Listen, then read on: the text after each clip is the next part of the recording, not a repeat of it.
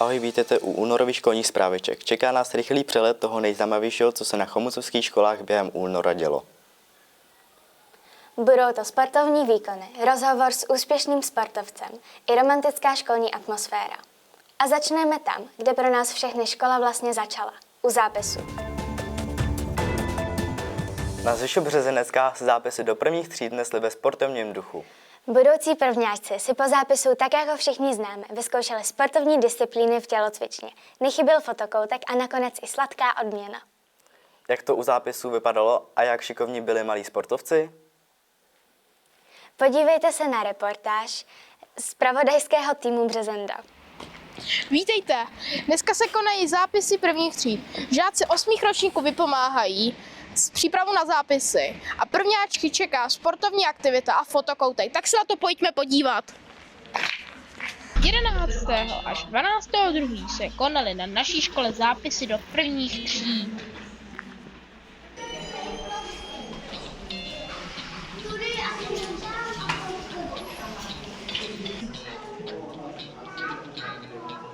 Po přívětivém přijetí zaměstnanci školy budoucí prvňáčci prošli zápisovým procesem. Za odměnu je čekal sportovně zábavný zážitek.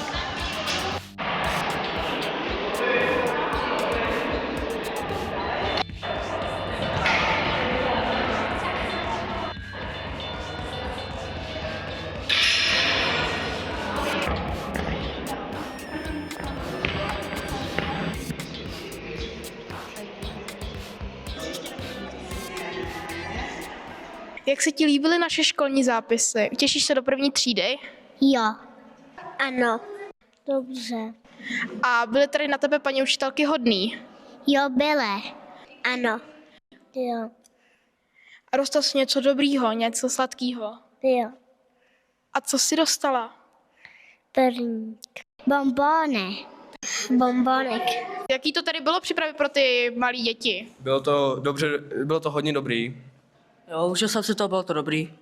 Dobrý? No, dá se to. Není to špatný. No, je to docela náročné, ale dá se to. Dobrý. V pohodě. Za mě to je až moc těžký. Je to super. Jaký to je pracovat takhle s malýma dětma? Jako, je to docela těžký jim vysvětlovat něco, čemu nerozumí, ale nějak se to dá. Jo, byli moc šikovný a šlo to. Jako někdy to je trošku náročné, ale jinak to je v pořádku. Souhlasím s kolegou. Taktéž souhlasím. No, je to naplňující a je to i jako uspokojivý, jako dobrý pocit máte z toho. Tak měl jsem z toho trošku stres, ale dobrý. Tak jako bylo to docela jako v pohodě, no. V pohodě. Bylo to náročný. A tímhle končí tenhle nabombený díl. Viděli jste rozhovory s předškolákama a s osmákama a zápisy. Uvidíme se v březnu, tak ahoj! A teď trochu elegance. Deváťáci ze základní školy na Zahradní se rozhodli, že se ze základní školou rozloučí ve velkém stylu. Uspořádali historicky první ročník svého plesu a byla to událost, na kterou se jen tak nezapomene. To si umím představit. Taneční parket, šaty, kluci v oblecích, slavnostní atmosféra, úsměvy. A jaký byl první deváťácký ples na Zahradní? Podívejte se na reportáž ZTV. Plesová sezóna vrcholí a my jsme na základní škole Zahradní v Chomutově, kde si deváťáci odhlasovali svůj první ples. Na co se dnes nejvíc těšíš? Nejvíc se dneska těším asi na stopovky a hlavně na 9. B, páč. Prostě topovka. Jak hodnotíte uspořádat ples deváťáků? Já si myslím, že je to výborný nápad. Já vítám všechny jejich aktivity. Chtěli to, mají to, uvidíme, jak to dopadne. Zatím ten nápad jako vyšel, nástupy byly skvělé a uvidíme, jak to dopadne dál. Co byste deváťákům popřáli do dalších let? Hodně štěstí, aby si vždy stáli za svým. Aby vykročili tou správnou nohou a podařil se jim cíl, který si přejí. Aby se jim vždycky dařilo a splnilo se jim to, co chtějí. Na jakou vzpomínku ze školy nikdy nezapomeneš? No, bude to asi ten ples, protože je to jedinečný a je to asi poprvé. Myslíte si, že by se z toho mohla stát tradice? To záleží, jak to letošní deváťáci pojmou. Pokud nastaví laťku tak vysoko, aby to bylo atraktivní pro ty další osmáky, tak určitě klidně by mohla. Zde se z prvního ročníku stane nová školní tradice, ukáže až čas. Už teď je ale jisté, že deváťáci na tento večer nezapomenou. Ze školního plesu za redakci ZTV se s vámi loučí Zubková Adriana A Korbelová Klára. Co dělat, když začne hořet a jak se zachovat, když se ocitneme v nebezpečné situaci? Žáci 2. stupně na ZŠ Hornická se zúčastnili besedy s členem hasičského záchranného sboru. Jak beseda probíhala a co žáky zaujalo nejvíc? Pojďme se podívat na video. V základní škole Hornické se uskutečnil preventivně vzdělávací program zaměřený na chování obyvatelstva při mimořádných událostech. Akce proběhla ve spolupráci s Hasičským záchranným sborem České republiky a byla určena žákům 6. až 8. ročníků. Workshop vedl poručík Václav Urlich, který žákům přiblížil, co jsou to mimořádné události, jak mohou vzniknout a jak na ně správně reagovat. Součástí programu bylo i opakování důležitých tísňových čísel a zdůraznění významu linky 112. A co si o programu myslí naši žáci? Líbil preventivní program. Líbilo se mi to jako bývalý člen dobrovolných hasičů, mě to nějak neurazilo, tento program. Mně se to taky moc líbilo a naučil jsem se spoustu nových věcí, jako třeba, že ta uniforma má více jak 20 kg. Program byl pro žáky přínosný a pomohl jim lépe se zorientovat v tom, jak se zachovat v krizových situacích a jak předcházet zbytečným rizikům. Možná ho znáte jako deváťáka z hejrovské školy. Na Žíněnce je z něj ale bojovník, který patří mezi nejlepší v republice. Šimon Šritr začínal už jako malý kluk ve Spořicích. Dnes je mistrem České republiky v řecko-římském zápase do 48 kg. Letos v lednu svůj titul v Holíšově obhájil a nebylo to jen o síle a tréninku. Musel během jediného týdne zhubnout 3 kg, aby se vešel do své váhové kategorie. Bylo to nakonec psychicky náročnější než samotný zápasy. Jaká byla jeho cesta od prvních tréninků až k titulu mistra republiky? A jaký má dnes sen? Pojďme se na to podívat. Ahoj, já jsem Veronika a jsem tady se Šimonem Šritrem, mistrem České republiky v řecko-římském zápase. Ahoj Šimo, můžu se zeptat na pár otázek? Jasně. Tak jaký máš pocit z vítězství? Tak z vítězství mám dobrý pocit, mám rád, když vyhrávám a kdybych prohrál, tak bych byl na sebe naštvaný, protože jsem proto dělal hodně věcí a to je tak vše. A získal jsi nějakou finanční odměnu za vítězství na mistrovství České republiky? Finanční odměnu úplně ne, ale získal jsem krásnou zlatou medaili a diplom a dobrý pocit z vítězství. A máš nějaký vzor? Můj vzor je Artur Omarov z Chomutova a jinak už nemám. Jak moc je v zápase důležité být ve správné váhové kategorii? Musel jsi před soutěží nějak upravit jídelníček? Tak ten jídelníček jsem musel upravit a je to někdy i lepší schazovat, než být třeba s těžšíma lidma. Musel jsem zhubnout teda celkem 4 až 3 kila a vůbec to nebylo jednoduchý. Zápas? Výhra. Holíšov? Boj. Finále? Výhra. Reprezentace? Úspěch. Škola? Učení. Přijímačky? Učení. Trenér? Dobrý. Soupeř? Těžký. Výhra? Skvělá. Prohra? Špatná. Ráno nebo večer? Večer. Trénink nebo zápas? Trénink. Síla nebo rychlost? Síla. Výhra na body nebo na lopatky? Na body. Finsko nebo Chorvatsko? Finsko. Nervozita nebo natěšení? Nervozita. Učení nebo trénink? Trénink. Matematika nebo čeština? Čeština. Hudba do sluchátek před závlasem, ano nebo ne? Ano. Sladké nebo slané? Sladké.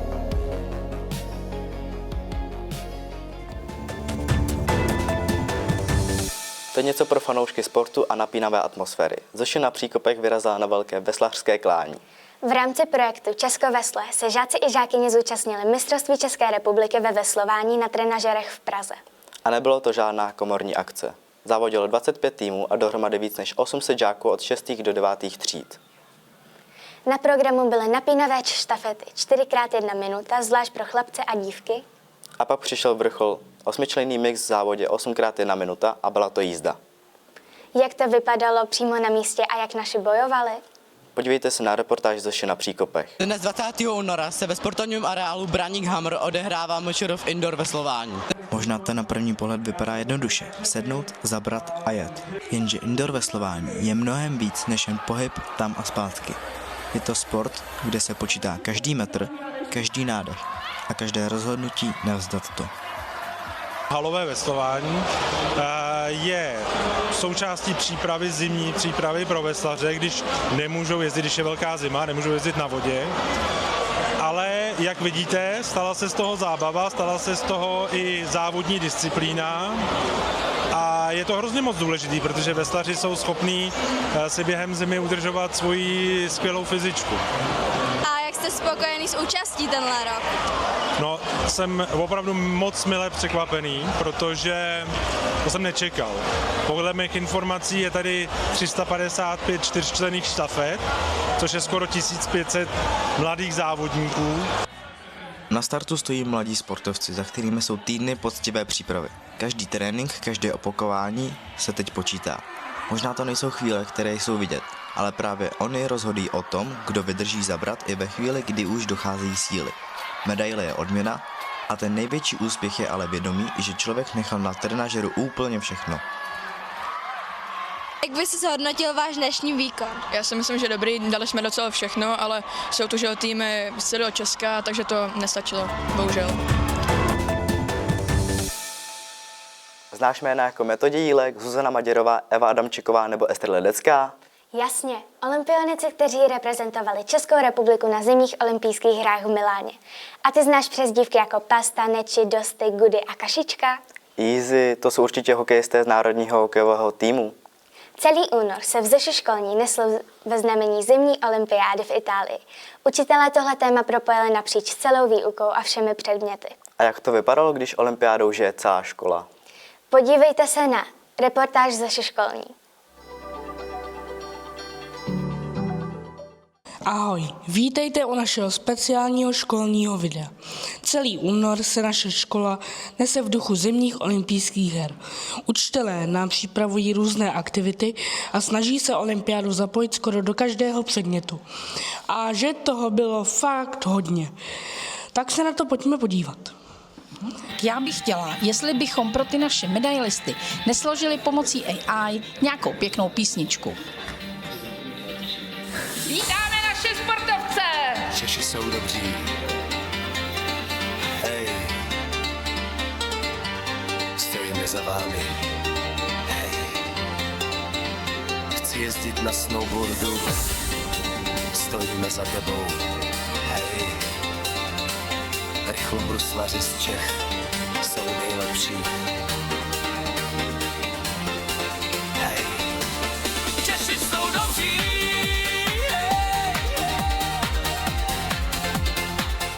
Někteří spolužáci prožili olympiádu i přímo na sněhu v rámci lyžařského výcviku v Krkonoších. Budeš útočit na stupně vítězů? Jo, určitě.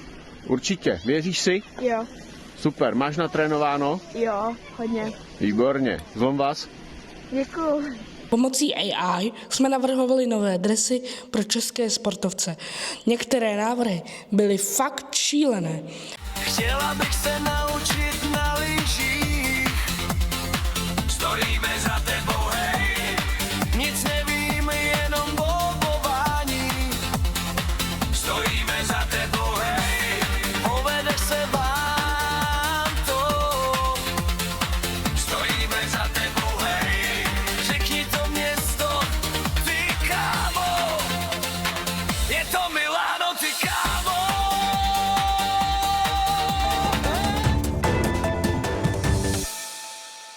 Únor není jen o zimě, koulování, lyžování a dalších sportech. Je i o milých gestech. Na Zoši Písečná se slaví svatý Valentín, den přátelství, hezkých vzkazů a drobných radostí.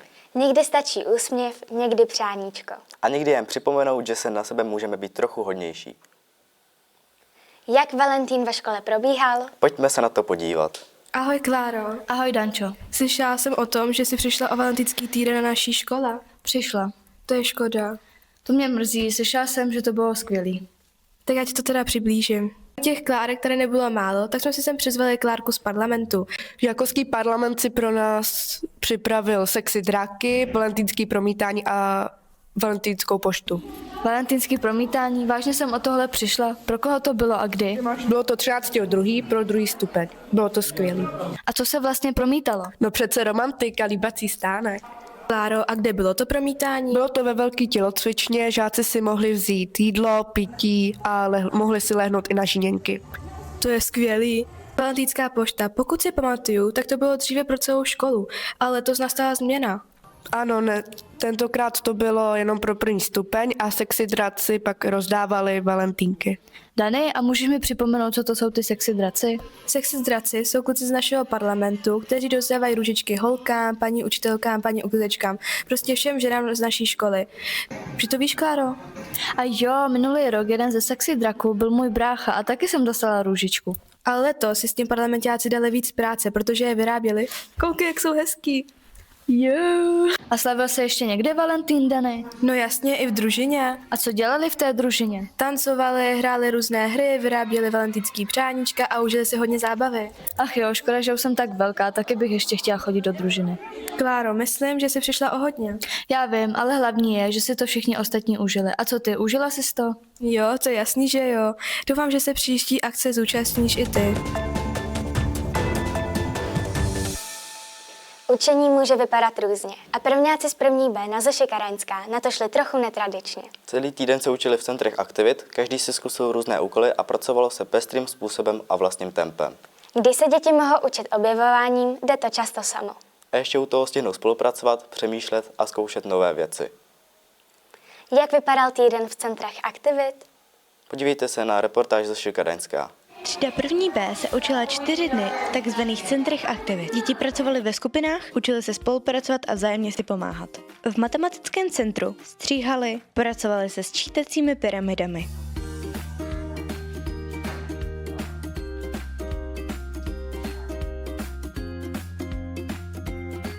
Do poučení je se domluvit pořádně těch jakoby sčítacích pyramidy. Tam jsme udělali chyby, ale nakonec jsme se domluvili. V Centru českého jazyka děti četly, luštili šifry, psali a vybarvovali písmenka.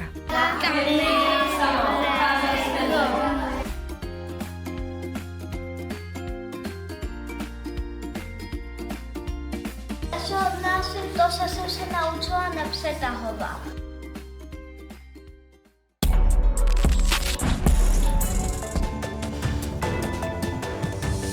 A to bylo vše z únorových školních zpráviček. Dejte like a odběr. Ahoj. No a jak se počítá to kvéčko? Q, krát. Ne, Q, krát, L, to nejvíc, máš takhle.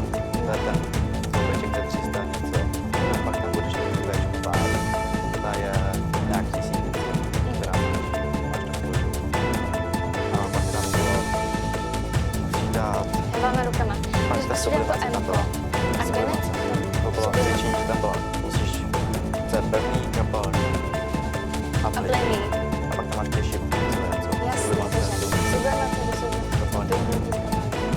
Tak to musíš popsat třeba, že se tam že vydechuješ.